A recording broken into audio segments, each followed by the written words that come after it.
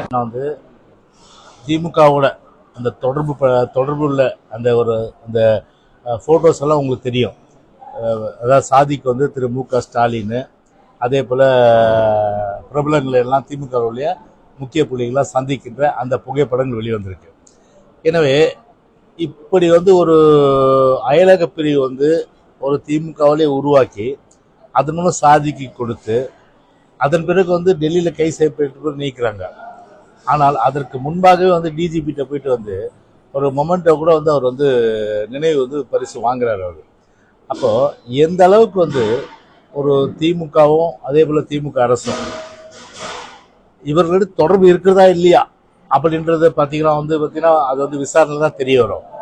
வந்து நான் வந்து அதுக்குள்ளே போக முடியாது, ஏன்னா பத்திரிகையில் வந்து செய்தி அடிப்படையில் தான் நான் சொல்கிறேன். நான் அதே நேரத்தில் இப்போ டெல்லியில் வந்து பார்த்தீங்கன்னா வந்து என்ஐபி, அதாவது நர்காட்டிக் இன்ஃபர்மேஷன் பியூரோ வந்து அவருடைய கஸ்டடியில் வந்து இப்போ சாதிக்க இருக்க நிலையில் அவர் கண்டிப்பாக ஒப்புதல் வாக்குமூலம் கொடுத்துருப்பார். அதில் யாரெல்லாம் வந்து மாட்டுறாங்கன்றது கேபினெட், அதாவது வந்து கிச்சன் கேபினெட்லேருந்து அதே போல் பல பேர் வந்து அவர்கள் வந்து அந்த என்ஐபி வளையத்துக்குள்ளே வருகின்ற நிலை வரும். அது ஒரு பக்கம் இருக்கட்டும். ரெண்டாவது, நீங்கள் அந்த ஊடகங்கள் பார்க்க முடியும். நீங்கள் அதாவது வந்து கும்பகோணத்தில் ஒரு இளைஞர் அவரு அதாவது கஞ்சா அடிச்சுட்டு எந்த அளவுக்கு வந்து ஒரு சாலையில் வந்து பாவம் இளைஞர் அவருடைய எதிர்காலமே வந்து ஒரு வீணடிக்கப்பட்டதா வந்து அதுக்கு யார் பொறுப்பு சொல்லுங்க? இளைஞருடைய பொறுப்பு கிடையாது, சமுதாயத்துடைய பொறுப்பு. சமுதாயம் என்னும்போது அரசு. ஒரு அரசு முழுமையாக வந்து ஒரு 0% ஒரு முழுமையாக வந்து நர்காட்டிக் ட்ரக்ஸ், ஒரு கஞ்சா இல்லை அப்படின்னு இல்லை, மெத்து இல்லை, கொக்கைன் இல்லை, அப்புறம் வந்து ப்ரௌன் சுகர் இல்லை, இதை மாதிரி வந்து 100% அளவுக்கு இல்லை, 0 அப்படின்ற அளவுக்கு உறுதிப்படுத்துதா? அது இல்லை. ஆனால் சகஜமாக நடமாடுறதுனால இளைஞர்கள் வந்து அதனால் வந்து அடிமையாகி, போதைக்கு அடிமையாகி கும்பகோணத்தில் பார்த்துருப்பீங்க நீங்கள். அந்த சாலையிலேயே உருண்டு காவலர்லாம் கூட தூக்கி ஓரத்தில் வச்சாங்க, அவங்க வந்து ஓரத்தில் படுக்க வச்சாங்க. அதே போல் பார்த்தீங்கன்னா ஒரு இடத்துல இப்போ காசிமேட்டில் எங்கள் வட சென்னையிலேயே அந்த இடங்களில் ஒரு கஞ்சா வியாபாரி அவர் வந்து ஒரு சுடுகாடில் வந்து கஞ்சா இருக்குதுன்னு காட்டி கொடுத்ததுக்கு அதாவது சொல்லியிருக்காரு. அவரை வந்து போட்டு தள்ளிட்டானுங்க. போட்டு தள்ளிட்டு அந்த அம்மா வந்து சொல்லுது, தெரியும், அதாவது அடிப்படையில் சொல்லுது, N4 காவல் நிலையத்தில் ஏதாவது எல்லாமே காவல்துறை தான் இதுக்கு வந்து உடந்த அப்படின்னு சொல்லிட்டு. ஸோ இது மேலே எல்லாமே என்ன நடவடிக்கை வந்து இன்னைக்கு வந்து இந்த விடியாத அரசு எடுக்க போகுது இன்னைக்கு, அது ஒரு பக்கம். அதே போல் வந்து பல இடங்களில் பார்த்தீங்கன்னா ஒரு இடத்துல வந்து கஞ்சா அடிச்சுட்டு வந்து காவலர் அடித்து வச்சுது. அதே போல் காவலர் அடி வாங்குறது, பொதுமக்கள் அடி வாங்குறது, பேருந்தில் வந்து ஒருத்தர் வந்து தகராறு பண்ணி ஒரு நடத்துனரை அடித்து விரட்டியிருக்காரு, போதை அடிச்சவர். அப்படி வந்து இன்னைக்கு வந்து ஒரு சகஜமாக இன்னைக்கு வந்து போதை நடமாடுற ஒரு மாநிலமாக தமிழ்நாடு இருக்கிற நிலையில் இன்னைக்கு இந்த அலங்கோலெல்லாம் நான் வந்து எடுத்து சொல்ல வேண்டிய ஒரு துர்பாக்கிய சூழ்நிலைக்கு வந்து இன்னைக்கு வந்து தள்ளப்பட்டு தான் இன்னைக்கு தமிழ்நாட்டினுடைய வேதனையாகவும் எங்களுடைய வேதனையாகவும் இன்னைக்கு இருக்கு இன்னைக்கு. சரி, ஆனால் இன்னைக்கு தமிழ்நாடும் சரி சென்னையும் சரி ஒரு போதை தலைநகரமாக உருவெடுத்து இன்னைக்கு பத்திரிகை சொல்லுங்க, அது ஊர்ஜிதப்படுத்துகிற வகையில் தானே இன்னைக்கு சென்னையில் தொடர்ச்சியாக 2 நாளாக கொக்கைன்னு சொல்லிட்டு 28 கோடியும் ஒரு 30 கோடியும் ஒன்று மாட்டியிருக்கு. அப்போது இன்டர்நேஷ்னல் லெவலில் ஒட்டுமொத்தமான பார்வை என்ன? போதை வந்து கடத்துறதுக்கும் போதை மருந்து வந்து எல்லா நாடுகளுக்கும் எல்லா மாநிலங்களுக்கும் செல்லக்கூடிய ஒரு ஹப் என்று சொல்லக்கூடிய ஒரு இடம்னா அது தமிழ்நாடா இல்லை சென்னையா?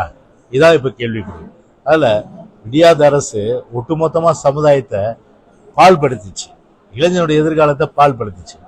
எனவே இந்த அரசு முழுமையான அளவுக்கு ஏற்கனவே தூங்கி வலிஞ்சு பல பேர் வந்து இதுக்கு அடிமையாக நிலையில இனியாவது விழித்துக்கொண்டு ஒரு 0% என்ற அளவிற்கு இந்த போதையை ஒழிக்குவான் என்றால் நிச்சயமா இந்த கையாளாகாத இந்த பொம்மை அரசு, இந்த விடியாத அரசு, இந்த ரிமோட் அரசு, இந்த கேவலமான அரசு கண்டிப்பா அதை செய்ய துப்பில்லாத அரசு தான் நிச்சயமா நான் வந்து குற்றம் சாட்ட கடமைப்பட்டேன்.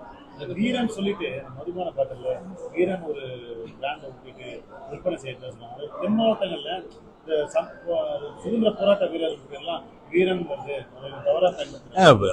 வீரன்னா எப்படிப்பட்ட ஒரு இதுங்க சொல்லுங்க? தமிழனுடைய வந்து கௌரவமே என்னங்க? வீரமும் காதல் தான். அந்த ரெண்டுமே பார்த்தா வீரம் தான் முதல்ல. அதை வந்து கொச்சப்படுத்துற வகையில சரக்குக்கு போய் வீரன் வச்சிருக்காங்க. எந்த விதத்துலங்க நியாயம் இது இல்லையா? அது எங்க தலைவரே வந்து படம் நடிச்சாரு மதுரை வீரன், புரட்சி தலைவர் எம்ஜிஆர். அருந்ததியருடைய வந்து அந்த வாழ்க்கையை வந்து சித்தரிக்கின்ற வகையில இன்னைக்கு அருந்ததியர்ல எல்லா மக்களும் தெய்வமா கொண்டாடுற ஒரு தலைவர் புரட்சி தலைவர் எம்ஜிஆர். அவரே மதுரை வீரன் தான் வந்து இன்னைக்கும் அந்த அருந்ததியர் போற்றக்கூடிய ஒரு இது மதுரை வீரன். அப்படி சுதந்திர போராட்ட வீரர்களை குச்சப்படுத்துறது, அப்புறம் தியாகத்தையே உருவான வந்து ஒரு வீரத்தனமா இருக்கின்ற எல்லாரையுமே கொச்சப்படுத்துகின்ற வகையில இந்த சரக்குக்கு வீரன் என்ற பெயர் விட்டது உண்மையிலே மிக மிக மிக மிக ஒரு கருத்துக்குரிய விஷயம். நான் கேட்கிறேன், இதை வந்து அந்த முத்துசாமியுடைய யோசனையா இல்ல உதவாநிதியுடைய யோசனையா இல்ல விடியா முதலமைச்சருடைய ஸ்டாலினுடைய யோசனையான்னு தெரியல. நிச்சயமா பாத்தீங்கன்னா எனக்கு தெரிஞ்சு பார்த்தீங்கன்னா வந்து குடிக்கிறாங்களோ இல்லையோ, ஆனா குடிச்சிட்டு இவங்க வீரமா இருப்பாங்கன்னு நினைக்கிறேன். அதனால என்ன சொல்லிட்டாங்க, இது வீரனே வீட்டாட்டு இருப்பாங்க. எப்படிப்பட்ட ஒரு பெயர் சொல்றாங்க. சரக்குக்கு உலகத்திலேயே வந்து ஒரு குழந்தைக்கு வீரன் பெயர் சூட்டலாம் இல்லையா? அது வந்து ஒரு அழகு. அது ஒரு சரக்குக்கு வீரன் சொல்லி பெயர் சூட்டி அழகு பார்க்குற ஒரு அரசுனா இந்த விடியாத திமுக அரசு தான்.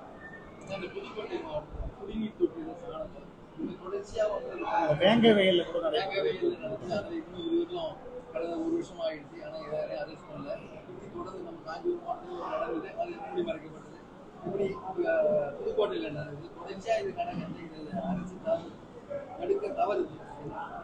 இல்ல இப்போ ஒரு அரசுனா ஒரு இரும்பு கரம் கொண்டு அடக்கி கொடுக்கணும். அதாவது வந்து ரெண்டு வித பார்வை இருக்கணும் ஒரு அரசாங்கத்துக்கு. ஒன்று பார்த்தீங்கன்னா சட்டத்தை கையில் எடுத்துக்கணும். அவங்கள வந்து பார்த்தீங்கன்னா வந்து டெல்ட் வித் அயன் ஹேண்ட், இரும்பு கரம் கொண்டு அடக்கணும். அதே நேரத்தில் வந்து பொதுமக்களை பார்த்தீங்கன்னா எதிர்கட்சி உட்பட ஆக்கப்பூர்வ யோசனை செய்கிறவங்கள அவங்கள வந்து சாஃப்டாக அணுகணும். ஆனால் அப்படியே மாறுது. சட்டத்தை கையில் எடுத்துக்கிறவங்களுக்கு வந்து கரும்பு கரம். ஆனால் நாங்கள் வந்து சமுதாயத்துடைய பிரச்சனைகளை இதே மாதிரி ஊடகங்களை சொன்னால் எங்கள் மேலே இரும்பு கரம். எப்படி பாருங்க, எங்கள் மேலே இரும்பு கரம், சட்டத்தை கையில் எடுத்துக்கணும் கரும்பு கரம். அப்படி ஒரு இரும்பு கரம் கொண்டு அம்மா தான் செஞ்சாங்க, புரட்சியில் எம்ஜிஆர் அதான் செஞ்சார், எடப்பாடியார் காலத்திலேயே வந்து அண்ணனை வந்து அதான் செஞ்சாங்க. அதனால் என்னாச்சு, சட்ட ஒழுங்கு பராமரிக்கப்பட்டது, நிம்மதி இருந்தது, அமைதி இருந்தது, ஒரு பீஸ் ப்ரிவிலிங் ஸ்டேட்டாக தமிழ்நாடு இருந்தது. எந்த பிரச்சனையும் இல்லை, ஜாதி கலவரம் இல்லை, மத கலவரம் இல்லை, மத துவேஷங்கள் கிடையாது. அப்படியெல்லாம் வந்து ஒரு ஒன்றுபட்ட சகோதரராக வாழ்ந்த மாநிலம். ஏன்னா தெரியும் கண்டிப்பாக வந்து இப்போ ஆளுங்கட்சியாக இருந்தாலும் எதிர்கட்சியாக இருந்தாலும் சரி, எங்கள் கவர்மெண்ட்டில் பொறுத்தவரையிலே சொல்கிறேன், தப்புனா தப்பு தான், உடனே நடவடிக்கை எடுப்பாங்க. அதனால் எங்கள் கட்சிக்காரர்களுக்கே தெரியும் கண்டிப்பாக வந்து தலைமை சும்மா விடாது, நம்ம மேலே நடவடிக்கை எடுக்கணும். இங்கே கட்சிக்காரங்களுக்கு என்ன, திமுகவுக்கு அட என்னடா போயிட்டு எது செஞ்சாலும் தலைமை கண்டுக்காது இல்லையா, அதனால் நம்ம வந்து எல்லாம் செய்வோம் அப்படின்ற அடிப்படையில் அந்த பயம் வந்து இல்லை. அதனால என்ன ஆயிடுச்சு, ஆளுங்கட்சிக்காரங்க ஒரு பக்கம் எல்லா விதமான அத்துமீறல்கள், ஒரு பக்கம் என்ன இது தொடர்ந்து இந்த 3 வருஷத்துல இப்போ ஆதி திராவிட மக்கள் பழங்குடியினர்கள் இவர்கள் வந்து தாக்கப்படுகின்ற, இவர்கள் வந்து இந்த மாதிரியான இந்த வேங்க வெயில ஏங்க விஞ்ஞானம் எவ்வளோ முன்னேறி இருக்கு, எவ்வளோ அட்வான்ஸ் ஆயிருக்கு. கிட்டத்தட்ட பல மாதங்கள் ஆகுது இந்த வேங்க வெயில் சம்பவம். இன்னும் வந்து குற்றவாளியை கண்டுபிடிக்கிறாங்களாம். இதே போலீஸ் தானே அம்மா கிட்ட இருந்தது, இந்த போலீஸ் ஸ்காட்லாண்ட் யார்டா இருந்தது இல்லை. ஆனால் திரு இவர்கிட்ட மு.க. ஸ்டாலின் கிட்ட இருக்கிற போலீஸ் மட்டும் ஏன் இப்படி இருக்குன்னு தெரியல. ஏன்னா தலை சரியில்லை, தலை சேர்ந்தாதானே வால் வந்து ஆடும், தலையே சரியில்லைன்னு எப்படி வால் வந்து ஆடும். அதில் ஒட்டுமொத்தமாக உள்துறை கையில் வைத்திருக்கிறதுக்கு திரு மு.க. ஸ்டாலினுக்கு கொஞ்சம் கூட ஒரு அருகதையும் இல்லை, ஒரு தகுதியும் கிடையாது. அதனால தான் இந்த மாதிரியான விளைவுகள்லாம் இன்னைக்கு வந்து வந்துட்டு இருக்கு. விவிபேட் வந்து இன்னைக்கு வழக்கு வருது. விவிபேட்டோடைய சின்னங்கள்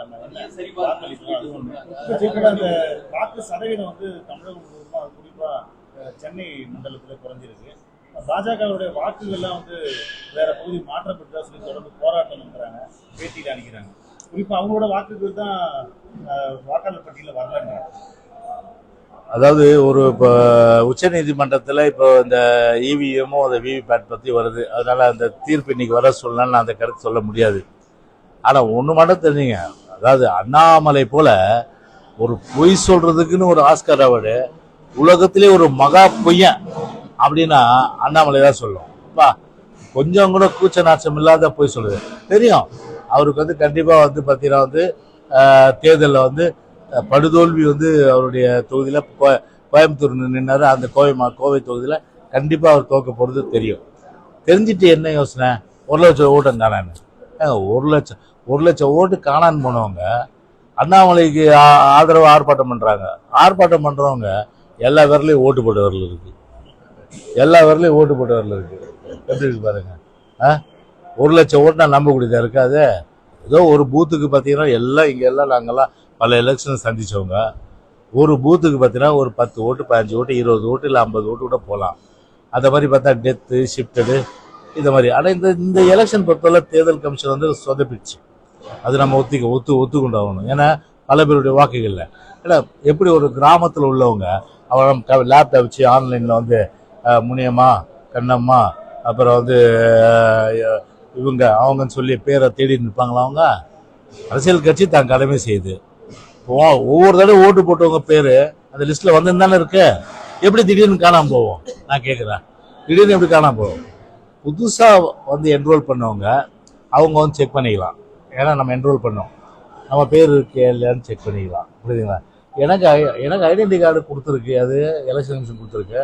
நான் வந்து 1991 போட்டிருக்கேன், 96 போட்டிருக்கேன், 2001 போட்டிருக்கேன், 2006 போட்டிருக்கேன், 2011 போட்டிருக்கேன், 2021 போட்டிருக்கேன்.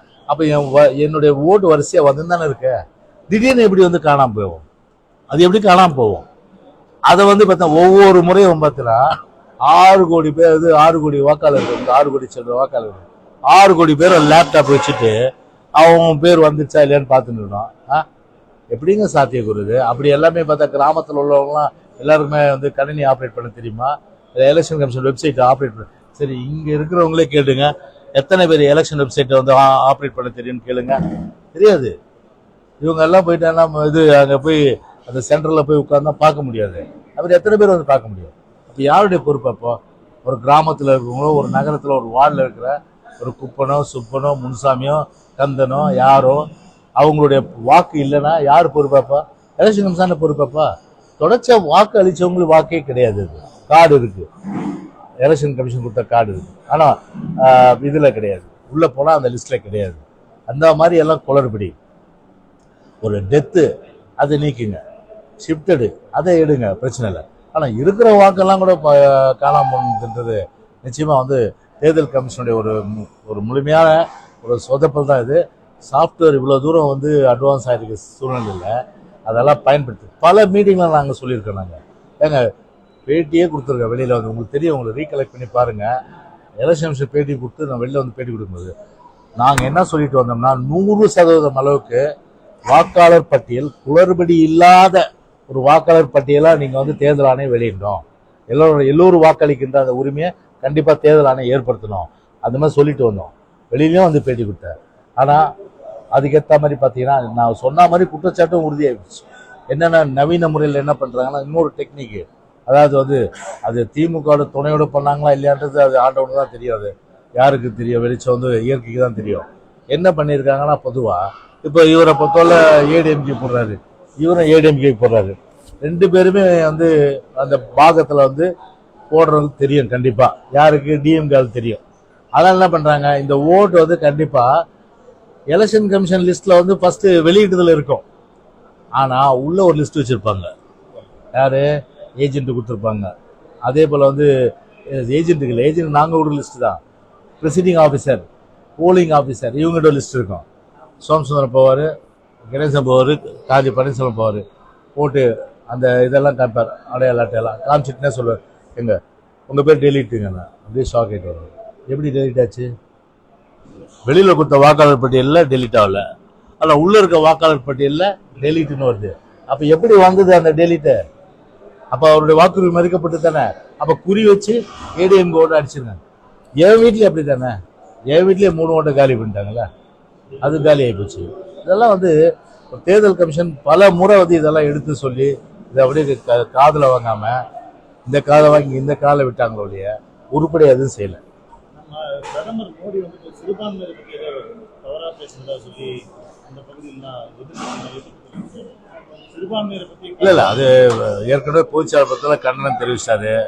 கட்சியின் சார்பில் அன்னைக்கு வந்து பார்த்தீங்கன்னா ஒரு தலைமை கழகத்தில் அன்னைக்கு நாங்களும் அன்னைக்கு கண்டனம் தெரிவிச்சிட்டோம். அன்னைக்கு மத துவேஷ பேச்சுன்றது கூடாது.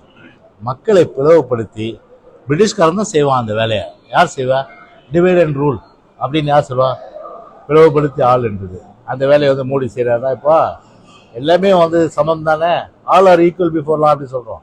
நமக்கு இந்திய அரசியலமைப்பு சட்டத்திலே வந்து எல்லாமே வந்து ரைட் எல்லாருக்கும் தானே கொடுத்துருக்கு. எண்ணுவதற்கும் எழுதுவதற்கும் சுதந்திரமாக நடமாடுவதற்கும் எல்லா விதமான ரைட்டு எல்லாருக்கும் தான் கொடுத்துருக்குறோம். அதை எல்லாருமே தான் டேக்ஸ் பண்ணுறாங்க. இன்னும் டேக்ஸ் பே பண்ணுறாங்க, கிறிஸ்டினும் டேக்ஸ் பே பண்ணுறாங்க, முஸ்லீமும் டேக்ஸ் பே பண்ணுறாங்க, ஜெயினும் டேக்ஸ் பே பண்ணுறாங்க. அப்புறம் வந்து எல்லா சிறுபான்மையிலேருந்து எல்லா மக்களும் வந்து டேக்ஸ் பேயர் தான். அவங்க மட்டும் வந்து பார்த்தா டேக்ஸ் பே பண்ணாமல் இருக்காங்களா? ஆனால் அவங்கள வேறுபடுத்தி மதத்தினால் வந்து பிளவுபடுத்தி அதன் மூலம் வந்து ஆதாயம் பெறலாம் என்ற தேர்தலில் நினைப்பெற்றது நிச்சயமாக வந்து பார்த்தீங்கன்னா ஏற்றுக்கொள்ள முடியாத ஒன்று. ஆனால் இந்த அளவுக்கு வந்து இந்த அளவுக்கு வந்து ஒரு பிரதமருடைய அந்த பேச்சு என்பது ஒரு தரம் தாழ்ந்த பேச்சாக தான் நிச்சயமாக வந்து அதை நம்ம எடுத்துக்க முடியும். ஏன்னா எந்த ஒரு பிரதமரை பொறுத்தவரை பொறுத்து எல்லாருக்கும் பொதுவான ஒரு சூழ்நிலையில எல்லா மக்களும் வந்து எல்லாமே சமம் என்ற அடிப்படையில் தான் கருதணும். ஆனா அப்படி இல்லாம ஒரு மதத்தை வந்து இழிவுபடுத்திட்டு அதன் மூலம் வந்து ஆதாயம் பெறலான்ற அடிப்படையில அவருடைய இந்த பேச்சு இருந்தனா அது நிச்சயமா வந்து ஒரு நிராகரிக்கப்பட வேண்டிய பேச்சு தான். அது கட்சி தலைவர் காங்கிரஸ் கர்நாடகத்துல பிரச்சாரம் பண்றாரு. கர்நாடகத்துல தண்ணி கொடுக்கணும். என்னுடைய அருமை நண்பர் தான், தெரியும். அங்க போயிட்டு நீங்க வந்து தண்ணி திறந்து விடுற இல்லைன்றா இங்க வருவாரா இல்லையான்னு தெரியாது. அந்த பயம் அவருக்கு. அதனால சொல்லிட்டாரு அவரு, உங்க ஸ்டாண்டு இது, அதாவது என்னது, இங்க நான் வந்துட்டேன் விசிகா ஸ்டாண்டு, தண்ணி வந்து திறந்து விடக்கூடாது, தமிழ்நாட்டுக்கு வந்துட்டா தண்ணி திறந்து விடணும். என்ன ஸ்டாண்டுன்னு தெரியல. இப்படி எல்லாம் வந்து இருக்கிறத நினைச்சா மனசு. ஒரே ஸ்டாண்ட்ல இருங்க, நிலையில இருங்க, அங்க போய் சொல்லுங்க, நாங்க வந்து 205 டிஎம்சி தண்ணீர் எங்களுடைய உரிமை, அதை வந்து கர்நாடகா திறந்து விட வேண்டும் அப்படின்னு நீங்க சொல்லிட்டு இங்க வந்தீங்கன்னா உங்களுக்கு நானே மாலை போட்டிருப்பேன். ஓகே.